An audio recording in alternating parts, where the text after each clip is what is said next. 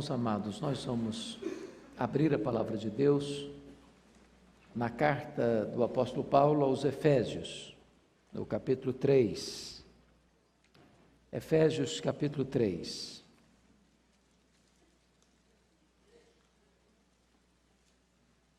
Leremos a partir do verso 14 até o verso 21.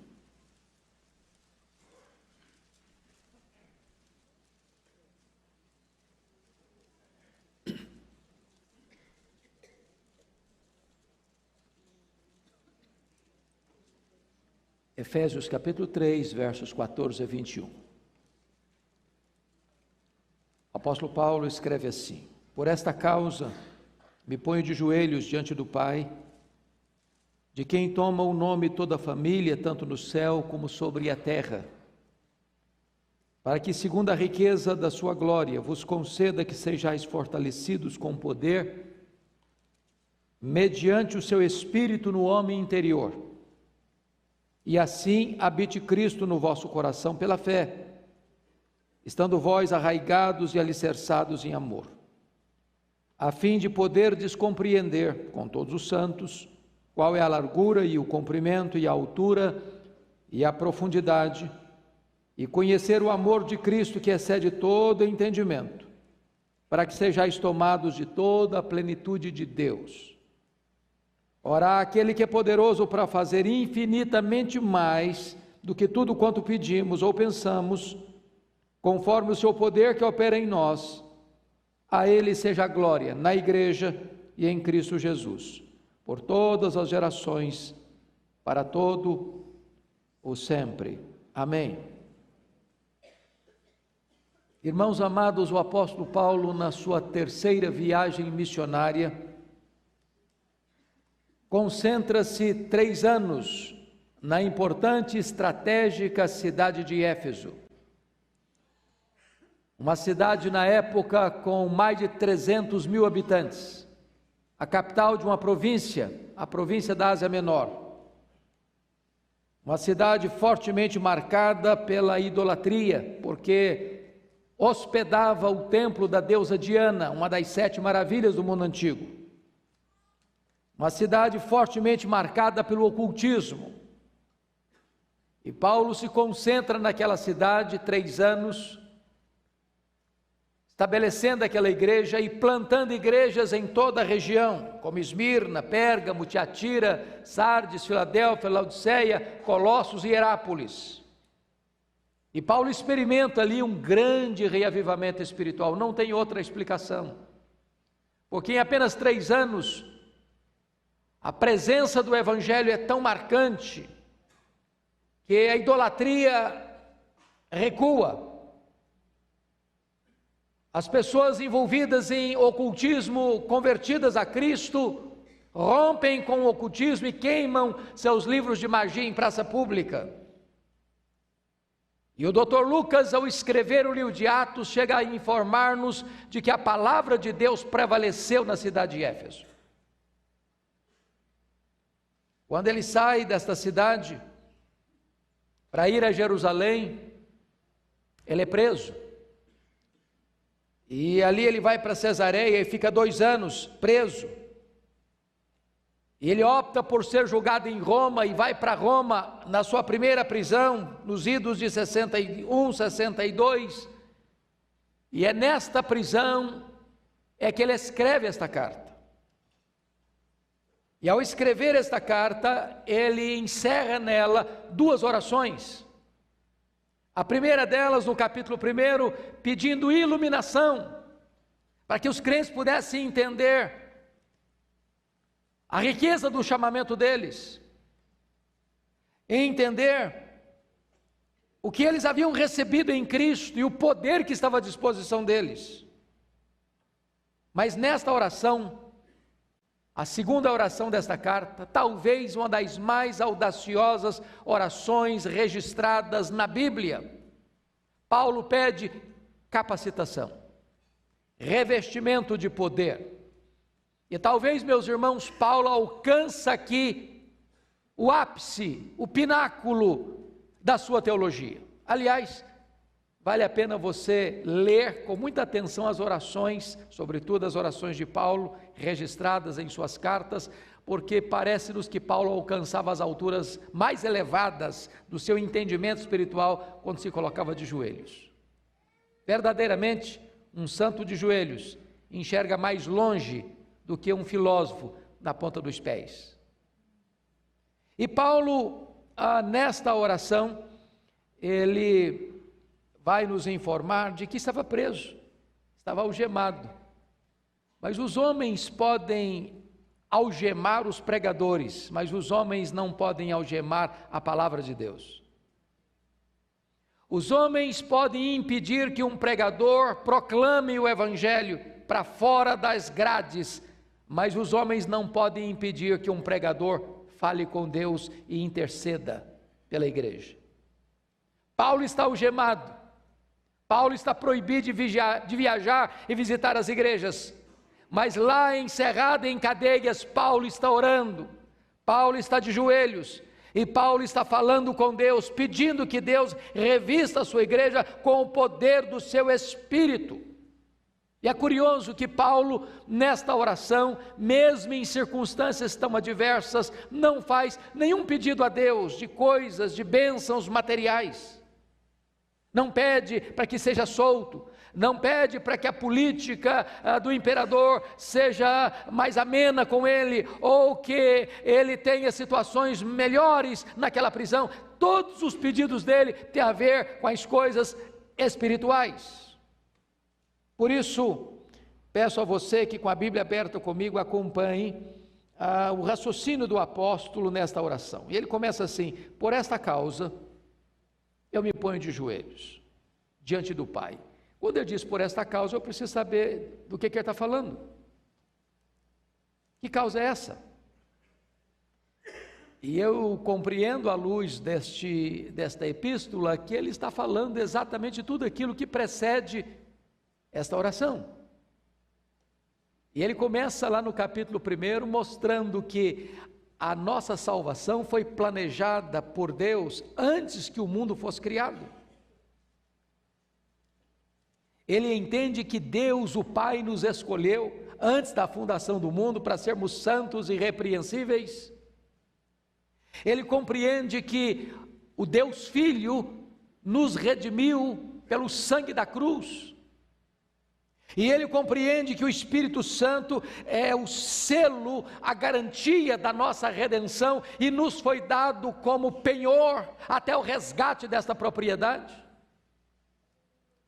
Ele compreende no capítulo 2 que nós estávamos mortos nos nossos delitos e pecados, e Deus então nos deu vida. Nós estávamos condenados, nós estávamos depravados, nós estávamos como filhos da ira, e Deus nos arranca de lá, tirando-nos do poder do diabo, do mundo e da carne, e fazendo-nos filhos de Deus, e fazendo-nos assentar nas regiões celestiais, acima de todo principado e potestade, porque Deus nos salvou pela sua graça, não pelas obras, porque nós somos feitura dele, criados em Cristo Jesus para as boas obras.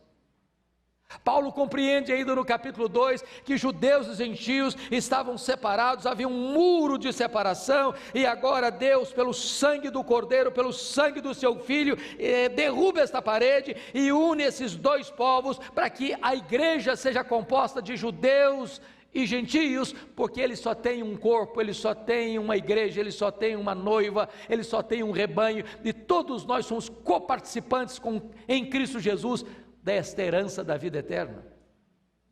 Quando ele diz por esta causa, ele está olhando para o capítulo 3 e mostrando para nós de que há um grande mistério que foi revelado. Que mistério é esse? Veja comigo o versículo 6 do capítulo 3, a saber que os gentios são coerdeiros, membros do mesmo corpo e coparticipantes da promessa em Cristo Jesus por meio do Evangelho. Quando Paulo deslinda aqui o Evangelho, quando ele mostra o grande projeto de Deus, o plano e o propósito de Deus para a sua igreja, ele diz, por esta causa, diante de tudo aquilo que Deus já fez por nós, por esta causa, eu me ponho de joelhos diante do Pai. Todos vocês sabem que os judeus tinham o hábito de orar de pé, mas em ocasiões especialíssimas eles se colocavam de joelhos. E Paulo, ao dizer isso, por esta causa eu me ponho de joelhos, ele está mostrando a sua postura de quebrantamento, ele está mostrando a sua postura de dependência de Deus, ele está mostrando que a oração, irmãos, talvez seja o exercício espiritual mais importante para que a igreja seja revestida com poder. Sabem por quê? Porque quando você ora, você conecta o altar da terra com o trono do céu. Quando você ora, você une a fraqueza humana à onipotência divina. Quando você ora, você está dizendo que você não depende dos seus recursos, você não depende das ferramentas humanas, você não depende dos recursos humanos, da inteligência humana, das estratégias humanas, da metodologia humana, você na verdade depende do poder que vem do alto para que a obra de Deus avance. Ele está de joelhos. E eu quero agora olhar com você a motivação de Paulo, revelando exultação pela obra de Deus na igreja, quando ele diz assim no versículo de número 15: eu estou diante do Pai, de quem toma o nome toda a família, tanto no céu como sobre a terra. Primeira coisa que Paulo começa a entender aqui, irmãos, é que só existe uma igreja, e essa igreja hoje ela pode ser olhada de duas formas, em duas perspectivas. Numa linguagem humana nós chamamos de uma igreja militante e de uma igreja triunfante. A igreja militante é a igreja da qual hoje fazemos parte. Esta igreja organização, onde você entra para ela, é batizado, faz a sua pública profissão de fé, torna-se membro, onde você frequenta semanalmente, participando dos cultos. Esta é a igreja militante. Mas nós chamamos de igreja triunfante aquela igreja que está no céu, aquela igreja cujos membros têm o seu nome escrito no livro da vida. Há uma única igreja, aqui estamos a caminho, lá chegaremos. Então, o que é muito importante entender é que nem sempre o rol de membros da igreja militante confere com o rol de membros da igreja triunfante. Muitos daqueles que fazem parte da igreja militante nunca nasceram de novo, frequentarão uma igreja, serão membros de uma igreja, terão até funções na igreja, mas nunca passaram por uma experiência real de novo nascimento, nunca nasceram da água do Espírito, e o seu nome não está lá, embora esteja cá. Porém, para que você faça parte da única igreja viva e verdadeira, o corpo de Cristo, a noiva do Cordeiro, a igreja dos primogênitos arrolada no céu, é necessário que você se arrependa, que você creia, que você seja regenerado, convertido, que você seja selado com o Espírito Santo da promessa e tenha o Espírito Santo como penhor em sua vida, e que você na verdade reconheça que Jesus Cristo é o Senhor da sua vida.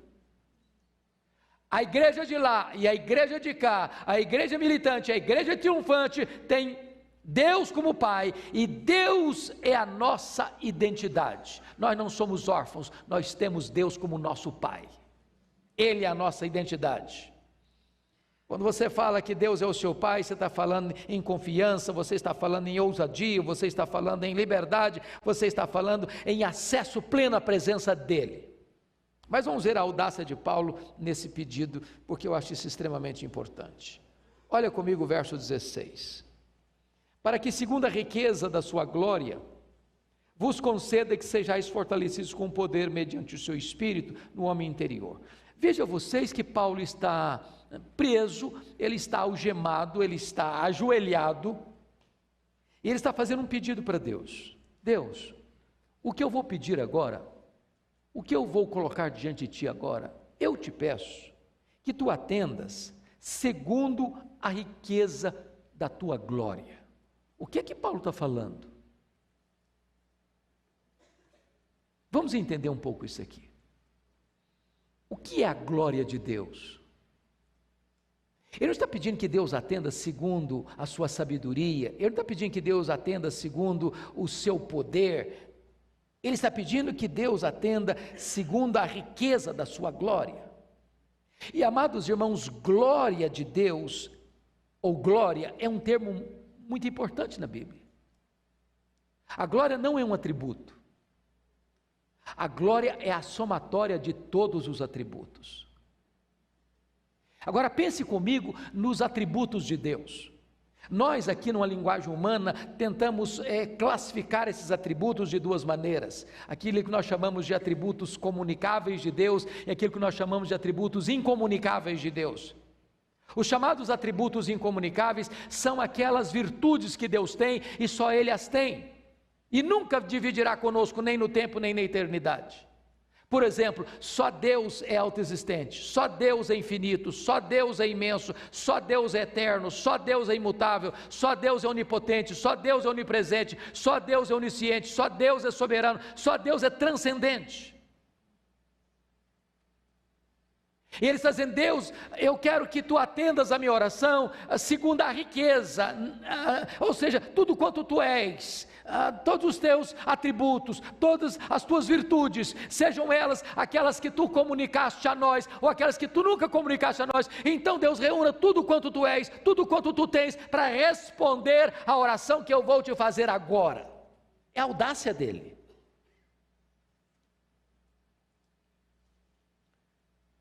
Agora, notem vocês, o que ele vai pedir?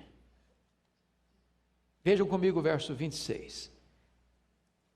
Vos conceda que sejais fortalecidos com poder, mediante o seu espírito no homem interior. A primeira coisa que Paulo compreende, meus irmãos, é que você e eu, nós precisamos de poder. Parece-nos que o pastor Arival já está tratando esse assunto no dia de hoje, já tratou nesse assunto de manhã,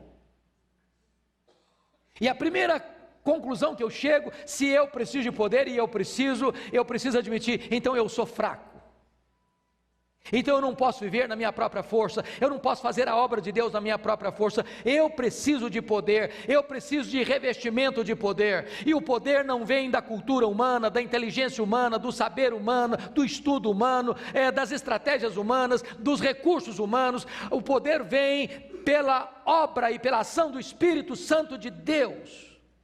É Ele quem traz o poder, é Ele quem dá o poder, é Ele quem reveste com poder, é Ele quem capacita com poder, é Ele quem traz força para a igreja de Deus.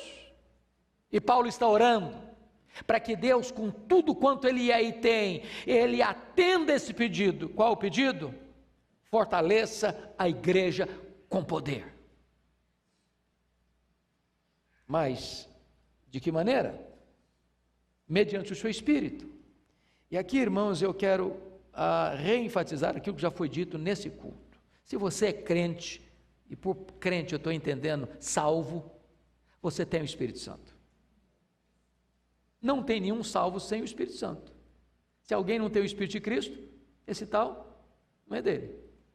Se alguém não nasceu da água e do Espírito, não pode entrar no reino de Deus. Agora, uma coisa, irmãos, é ter o Espírito Santo presente. Outra coisa é ter o Espírito presidente. Uma coisa é ter o Espírito, outra coisa é o Espírito nos ter. Uma coisa é ser habitado pelo Espírito, outra coisa é ser cheio do Espírito. Uma coisa é você ser regenerado pelo Espírito, outra coisa é você ser revestido com o poder do Espírito. Porque quando você tem o Espírito, isso é algo permanente, o Espírito Santo vem para a sua vida e nunca se retira. Ele vem para ficar para sempre. Mas a plenitude do Espírito, ela pode acontecer hoje, e ela precisa acontecer de novo amanhã, e na semana que vem outra vez, e sempre, continuamente, você e eu precisamos ser cheios e revestidos com o poder do Espírito Santo. A plenitude de ontem não serve para hoje, todo dia nós precisamos mais da plenitude do Espírito Santo de Deus. Agora notem, que o próprio Senhor Jesus Cristo não abriu mão desse poder. Ele foi revestido com esse poder no batismo, esse poder veio de novo quando ele foi tentado no deserto, quando ele começa o seu ministério lá na Galileia, lá em Nazaré. O Espírito do Senhor Deus está sobre mim, disse ele, e ele anda por toda parte fazendo bem no poder do Espírito Santo, e ele nasceu no poder do Espírito Santo, ele viveu no poder do Espírito Santo, ele morreu no poder do Espírito Santo, ele ressuscitou no poder do Espírito Santo, ele voltou para o céu e derramou o Espírito Santo sobre a igreja, e você e eu hoje precisamos desse poder. Agora vejam vocês que esse poder está escrito aí no verso 16, mediante o seu Espírito no homem interior. No homem interior. Não é coisa espetaculosa, porque muita gente hoje, irmãos, querem fingir ou imitar ou teatralizar o poder do Espírito Santo como uma coisa espetaculosa. Alguém que faz até esquisitices em nome do Espírito Santo, como se isso fosse a evidência do poder do Espírito Santo. Esse poder é lá dentro, lá no homem interior. E Paulo explica isso melhor para nós quando ele trabalha isso. Vejam vocês comigo no versículo 17, e assim habite Cristo no vosso coração pela fé. Bom, vamos entender o que Paulo está falando aqui. O que é Cristo habitar no nosso coração pela fé? A primeira coisa que eu preciso entender é o verbo habitar. O que é habitar? Na língua grega tem duas palavras distintas, dois verbos distintos para habitar. O verbo paroikel e o verbo katoikel. O verbo paroikel é habitar como um estrangeiro. É uma habitação temporária. Por exemplo, você que viaja, e todos nós no mundo de hoje viajamos, você chega e se hospeda num hotel. Você paga uma diária, recebe a chave, e durante aquele período que você fica naquele hotel, você é o dono daquele quarto. Ninguém pode chegar ali, não, eu sou o dono, não, você pagou a diária, seu dono, mas você não vai ficar ali, você não mora ali, ali não é a sua residência, você não tem também nenhuma liberdade de chegar lá e tirar os móveis e fazer uma reforma ali, não, você é um habitante temporário. Mas existe uma outra palavra então, que é a palavra katoikel, que é a habitação do dono da casa, onde você é o proprietário da casa, onde você pode fazer reformas na casa, onde você pode mexer com os móveis da casa, ou você pode fazer como Neemias, pegar os móveis de Tobias e jogar fora da casa. Quando a Bíblia diz que Cristo habita no nosso coração pela fé, ele está usando não o verbo paroikel, mas o verbo katoikel, dizendo o seguinte: Jesus precisa estar na sua casa como dono da sua casa, da sua vida, do seu coração. Em outras palavras, você precisa entregar não apenas as chaves do seu coração, mas a escritura do seu coração. Ele é o dono, ele habita ali de forma permanente. Ele pode fazer reformas nessa casa, ele pode jogar fora algumas coisas nessa casa, ele pode arrumar essa casa de maneira que ele se sinta bem nessa casa, porque o verbo também, katoikel, traz a ideia, meus irmãos, de sentir-se bem onde você está. Agora vamos parar para perguntar. Jesus não habita em casa feitas por mãos. Sabe onde ele habita? No nosso coração. Será que nós já demos todas as chaves para ele? Ou tem alguma área da sua vida aí que você quer dominar? Jesus, o Senhor tem todas as chaves, mas essa aqui não, essa aqui é comigo. Nesse cômodo minha casa aqui, o Senhor não entra não. O Senhor pode dirigir todas as outras áreas, essa aqui não, essa é minha. Será que Jesus, ao habitar no nosso coração, ele está se sentindo bem? Como aqueles anjos que foram visitar Abraão e depois foram visitar Ló. Na casa de Abraão eles se sentiram bem, mas na casa de Ló se sentiram? A pergunta é essa: eu preciso de poder para que Jesus seja o Senhor da minha vida. Você quer saber quem é uma pessoa cheia do Espírito Santo? É uma pessoa que tem uma vida cristocêntrica. Não é uma pessoa que fala coisas espetaculosas e teatraliza coisas espetaculosas. Uma pessoa que está revestida com o poder do Espírito Santo é uma pessoa onde Jesus tem todas as chaves da vida, onde Ele governa a vida, Ele governa as palavras, Ele governa as ações, Ele governa as reações, Ele governa os sentimentos, Ele governa as decisões. Ele é o dono da casa, Ele é o dono da vida, Ele é o dono do coração. Ele vai fazer faxina onde Ele quiser fazer e jogar fora o que Ele quiser jogar. Nós precisamos de poder, irmãos, porque por nós mesmos, nós queremos as chaves nas nossas mãos, nós queremos tomar as nossas próprias decisões, nós queremos falar do jeito que quisermos falar, nós faremos o que nós queremos fazer, mas quando Jesus habita, Ele habita no sentido pleno da palavra, e se sente bem onde está habitando. Mas vamos aprofundar um pouquinho mais. Veja o versículo 17, Ele está pedindo poder, mas poder para quê? Ele diz: assim habite Cristo no vosso coração pela fé, estando vós arraigados e alicerçados em amor. Não há nada, irmãos, que requeira mais de nós poder do que para amar. Porque tem gente fácil de amar, não tem? Mas tem gente para você amar, você precisa de poder. Sem poder não ama não. E Paulo vai usar duas figuras, uma tirada da vida vegetal, o arraigado, e outra tirada da engenharia civil, alicerçado. Você não pode amar de forma rasa, porque se você construir uma casa sem botar fundamento, quando bate a tempestade, ela entra em colapso. Você não vai ver uma árvore frondosa, altaneira, sem ter raízes profundas, porque se o vendaval bater, ela vai para o chão. Tem muita gente que ama de palavras, ama apenas de emoções, mas quando chega o problema, quando chega a crise, quando chega a dificuldade, quando chega a aflição, quando chega uma tensão, o amor desaparece. E você e eu precisamos de poder para amar. Sabe por quê, meu amado irmão? O amor é a evidência de que você é uma pessoa salva. Se você não ama, então você não conhece a Deus, porque Deus é amor, diz a Bíblia. Se você não ama seu irmão a quem você vê, você não pode amar a Deus a quem você não vê.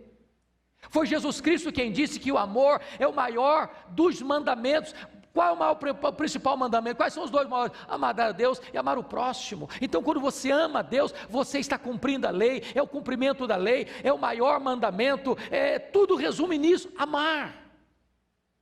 Aliás, Jesus Cristo disse: é nisso que você vai ser conhecido como discípulo, nisso conhecerão todos que sois meus discípulos, se tiverdes amor uns pelos outros. Mas eu preciso de poder para amar, não de palavras, mas de fato e de verdade. Mas veja mais o que Paulo vai avançar nesta oração, quando ele diz o seguinte, olha aí comigo: a fim de poderes compreender com todos os santos qual é a largura e o comprimento e a altura e a profundidade. E aqui, e ele diz, e conhecer o amor de Cristo que excede todo entendimento. Vamos pegar um ponto aqui digno de nota. Veja você, versículo 18, a fim de poderes compreender com todos os santos. Depois ele usa o verbo, no verso 19, conhecer o amor de Cristo. Parece-nos que são duas palavras sinônimas, compreender e conhecer. Mas quando ele diz no verso 18, a fim de poderes compreender, ele está falando de uma compreensão intelectual. Mas quando ele diz no verso 19, conhecer o amor de Cristo, ele está falando de uma experiência real, relacional. Mas o que Paulo está dizendo também é que você só consegue compreender o amor de Cristo, a sua largura, o seu comprimento, a sua altura e a sua profundidade com todos os santos. Sabe o que Paulo está dizendo aí? Eu não posso ser um cristão pleno sem igreja. Eu não posso ser um desigrejado e compreender o amor de Deus. Meus irmãos, todos nós precisamos entender isso. É quando você vem para a igreja e vê os seus irmãos, um passando luta, outro passando dificuldade, outro tendo vitória, outro chorando a dor do luto. É nessa dinâmica da vida da igreja, onde um encoraja o outro, onde um abençoa o outro, onde um fala uma palavra de exortação para o outro. É aí que você vai compreendendo a grandeza do amor de Deus, do amor de Cristo por você. Você não pode ficar sozinho, você não pode se isolar, você não pode ser um crente virtual, você não pode ser um crente ao seu jeito, ao seu gosto. Nós precisamos uns dos outros, porque é na comunhão dos santos, é junto com os outros santos que você vai compreender a largura, o comprimento, a altura e a profundidade. Alguém já disse que essas dimensões poderiam ser entendidas, a largura, que o amor de Cristo abrange todos os povos, todas as línguas, todas as tribos, todas as raças, todas as nações, que o cumprimento deste amor vai desde o Éden até a parousia, a volta do Senhor Jesus Cristo, a última hora do ponteiro da história, que a altura vem desse amor lá das alturas do céu, e a profundidade descendo ao nadir dos pecadores mais terríveis, a graça de Deus os alcançando. Você só compreende a dimensão deste amor quando você está junto com os seus irmãos. Paulo não tem outra palavra a dizer que esse amor, versículo 19, excede todo entendimento. Então preste atenção nisso. Eu e você só vamos alcançar o amor de Cristo parcialmente. Quem pode descrever o amor de Cristo de forma total, exaustiva e plena? Eu gosto de uma poesia cristã que diz assim: ainda que todos os mares fossem tinta, ainda que todas as nuvens fossem papel, ainda que todas as árvores fossem pena, caneta, e ainda que todos os homens fossem escritores, nem mesmo assim se poderia descrever o amor de Cristo. Nem toda eternidade será suficiente para você descrever todo o amor de Cristo. Paulo diz, ele excede todo o entendimento. Você conhece, você se deleita, você avança, você aprofunda, você compreende e você conhece, e quanto mais você compreende, quanto mais você conhece, quanto mais você vai se relacionar com ele, mais você entende do amor de Cristo, e mais você precisa entender do amor de Cristo, e nunca você esgotará a compreensão do amor de Cristo por você e por mim. Mas agora eu quero concluir dizendo a você que, no meu entendimento, Paulo vai fazer o pedido mais ousado que alguém possa fazer para Deus. Talvez o pedido mais audacioso registrado na Bíblia. Está no versículo 19, eu peço que você leia em voz alta comigo o verso 19. Vamos juntos? E conhecer o amor de Cristo, que excede todo entendimento, para que sejais tomados de toda a plenitude de Deus. Vamos entender. Ele está pedindo que você e eu sejamos tomados de Deus. Ele não está pedindo para que você e eu sejamos tomados da plenitude de Deus. Ele está pedindo para que você e eu sejamos tomados de toda a plenitude de Deus.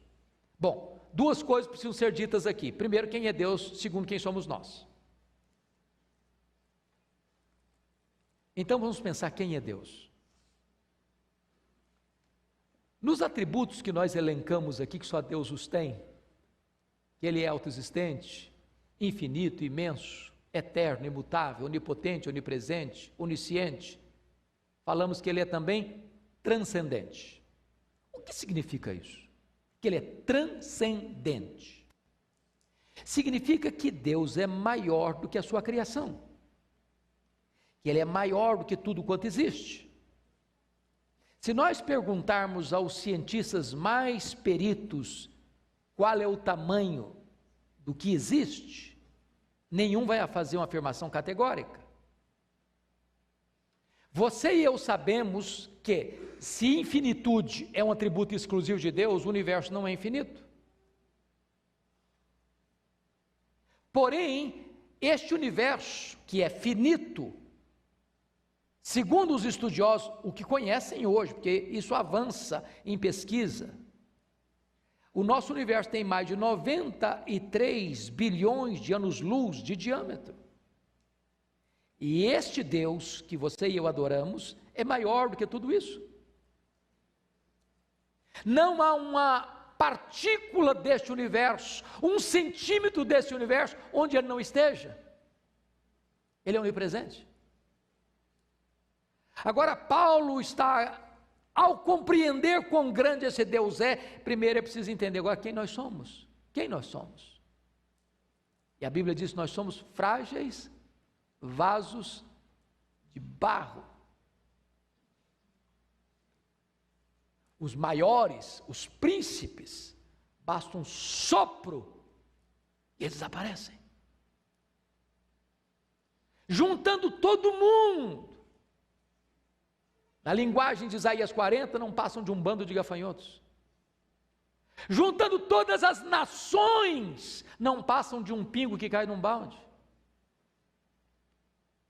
E agora preste atenção que Paulo está de joelhos orando, pedindo que você e eu, frágeis vasos de barro, sejamos tomados de toda a plenitude de Deus.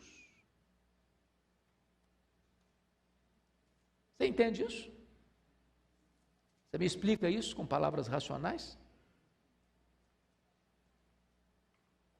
Alguém poderia dizer, Paulo, sinto muito, mas você deve ter dado uma delirada.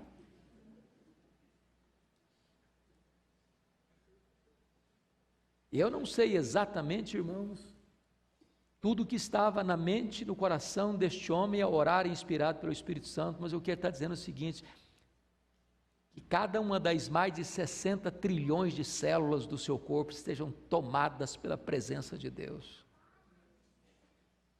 Que cada neurônio do seu cérebro seja tomado pela presença de Deus.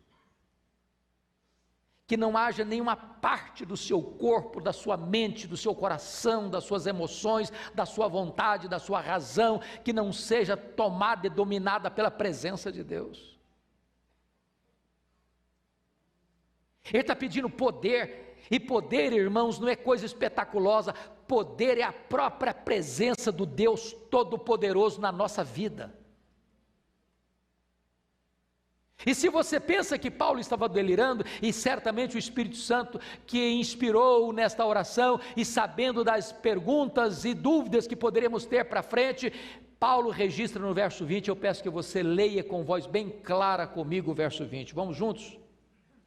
Ora, àquele que é poderoso para fazer infinitamente mais do que tudo quanto pedimos ou pensamos, conforme o seu poder que opera em nós. Vamos pensar um pouquinho aqui, porque esse versículo é tão citado, às vezes, olha, Deus é poderoso para fazer infinitamente mais. Ô irmão, você está com a unha do dedão do pé encravada, mas Deus é poderoso para fazer infinitamente mais, fica tranquilo, irmão.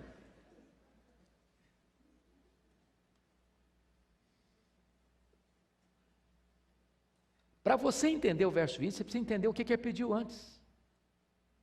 O que ele pediu antes é alguma coisa inimaginável, inalcançável,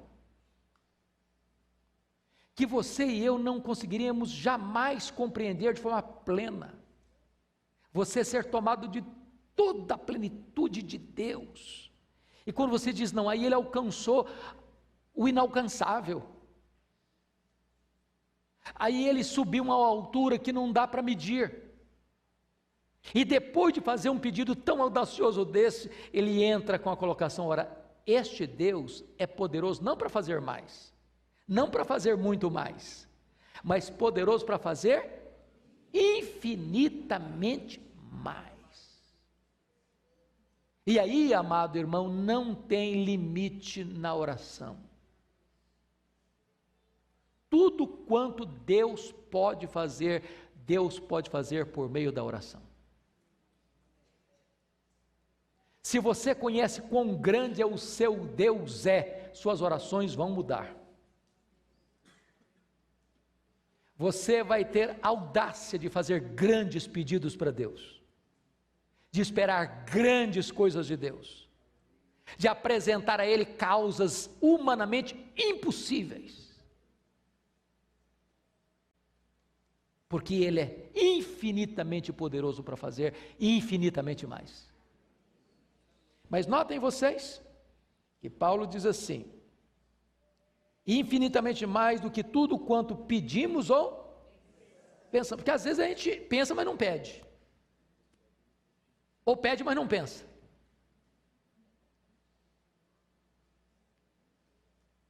Mas Ele é poderoso para fazer infinitamente mais do que tudo quanto, preste atenção na intensidade, do que tudo, não a parte, mas tudo quanto pedimos ou pensamos. De que maneira? Conforme o seu poder opera em nós. Irmãos, se nós estamos vivendo uma vida de fraqueza, não é por culpa de Deus, é porque nós não estamos nem pedindo, nem tomando posse, nem usufruindo do poder que está à nossa disposição. Na primeira oração, ele chegou a dizer que esse poder é o mesmo poder que ressuscitou Jesus Cristo dentre os mortos. Como é que Paulo termina essa oração? Antes de falar amém, ele precisa terminar essa oração com uma doxologia. Uma doxologia. Ele começa com Deus e termina com Deus. A Ele seja a glória onde? Na igreja e em Cristo Jesus, por todas as orações, para todos sempre, amém. Então preste atenção aqui, a igreja é a esfera onde a glória de Deus se manifesta. A Shekinah de Deus se manifesta na igreja.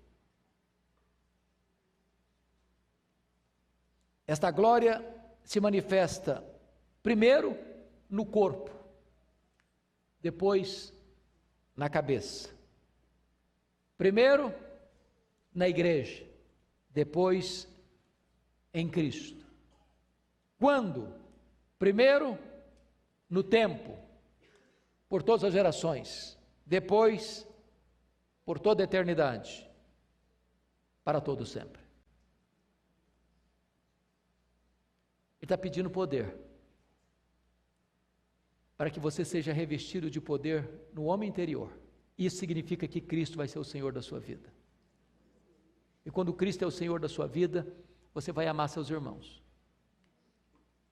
E quando você está junto com seus irmãos em amor, você vai compreender o amor de Cristo que excede todo entendimento. E quando Jesus tem todas as chaves da sua vida, você pode experimentar essa gloriosa verdade de ser tomado de toda a plenitude de Deus.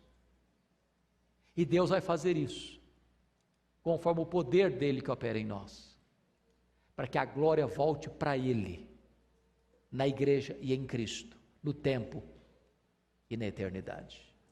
Que Ele nos abençoe, irmãos. Que Ele nos abençoe. Pastor Arival, por favor.